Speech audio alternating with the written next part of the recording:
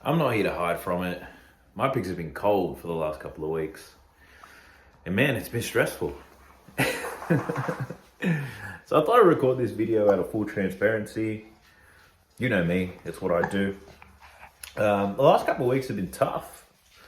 From a betting perspective, it's been hard. The NBA is wildly difficult for most people, especially in the playoffs.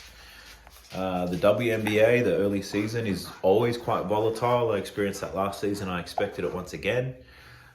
MLB has been a little bit chaotic, so haven't been able to rely on it too much there either. And I think the expectations were high. I expected a lot from myself. A lot of people who were tailing me expected a lot as well. After, over 300 units profit on the NBA, the expectations were really high, and I didn't meet those. And that started to weigh on me heavily. I guess how it impacted my betting. I was starting to become ultra conservative. I was making plays that I thought were safer, that the people watching would ultimately agree with. I wasn't taking as many risks. There weren't many plays where people were like, what the hell is that? Why are you betting on that? I didn't take many risks. A lot of them looked good on the surface, but weren't necessarily sharp, and we didn't have much of an edge. And yeah, more losing started to happen. Started to not spiral, but I guess you could call it spiral. Did tilt a little bit, and tilting not meaning like I started to chase my losses. If anything, I went the other way. I got ultra conservative, started to stake a little bit less, and staking less, losing more, no profit, right? And then not only that is the cancellations started to come in. My subscribers, not only did I see cancellations and refunds and all that type of stuff, but like there were the nasty emails that came with it. And I get all that. I get the cancellations, time of season. But I think it all just kind of compounded in my mind and made life difficult for me. And it only made matters worse. And I've done a whole lot of reflecting. I actually had a coaching session around this, and it's like everything I've been doing throughout this stretch has been to change the outcome, right? But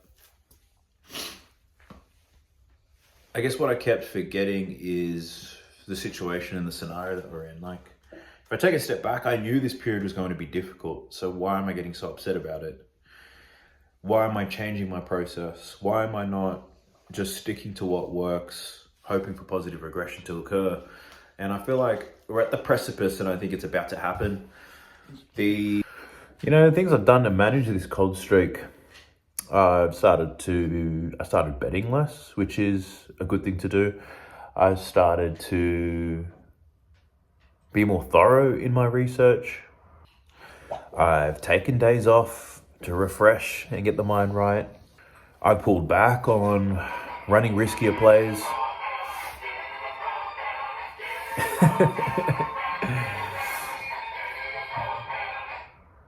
And I've done all that, and a lot of it didn't necessarily make a big difference to the outcome of the performance of my bets.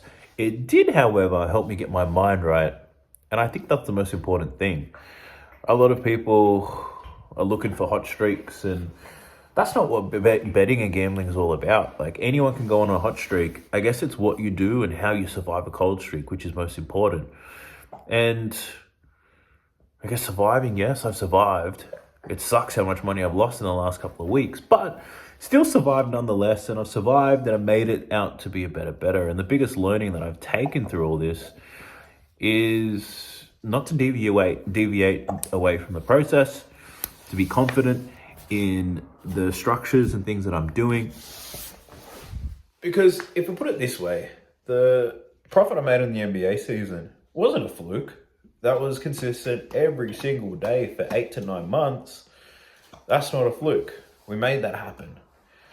Even the last season before, where I made 100 units of profit, that wasn't a fluke either. So in the last 2 NBA seasons, we're looking at almost 400 units profit.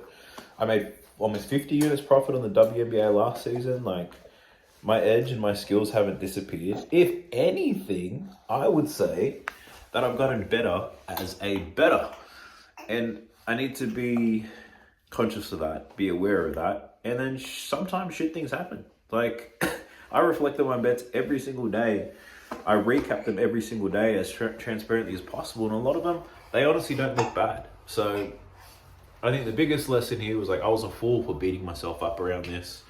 Like, the good thing is I didn't do anything irrational and start chasing losses with ridiculous bets and just burying myself in a bigger hole. For the most part, I remained disciplined the whole way through, which is a win. The opportunity for me is in that self-confidence. Remove self-doubts. Don't let the public perception hit me too much, because things are going to be looking good. And I think one thing that's really helped me throughout this whole process is the Skool Community that I created, the Daft Collective. And that pretty much, I created that to teach people everything that I know about sports betting through content, conversations, coaching.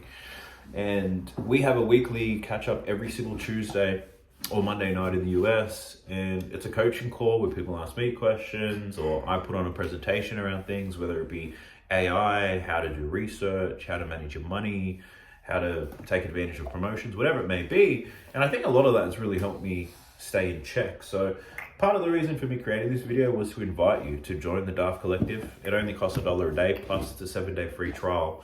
And in that, I've got about, I think 12 to 15 different videos currently on the basics of sports betting, something more advanced. And I'm currently working on something basketball specific to teach you everything that I know on how to research it, how to bet it, what looks good, what doesn't, all that type of stuff. And pretty much peeling back and giving away all the knowledge I possibly can around it. But the biggest thing is things on discipline,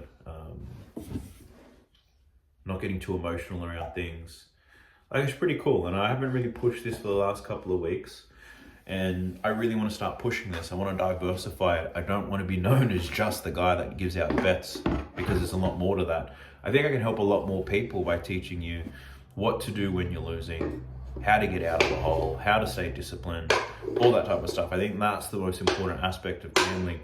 And if I can teach you how to survive a cold streak, I think it's going to be pretty impactful. So I encourage you guys to check it out. I'll leave a link for it in the video description below. But yeah, currently just went through one of the coldest streaks I've had in quite some time. But now mentally I'm at a place where I think I'm going to get out of it. We're confident, no doubt. Sticking to our processes, doing what works. Feeling really good about the next 6 to 12 months. The WNBA season is going to come around, so don't sweat it if you lost money on the WNBA. Most people are getting absolutely railed at the moment, and it's something I never factored in. I kept looking at it as if I'm the only one who's losing here, so, which is stupid because I'm not. A lot of people were getting absolutely rinsed on it. Even the MLB is starting to turn. It's becoming a little bit more predictable, so I started betting on that with some success as of late. So we're just going to keep things rolling. There are ups and downs, and there was a down stretch.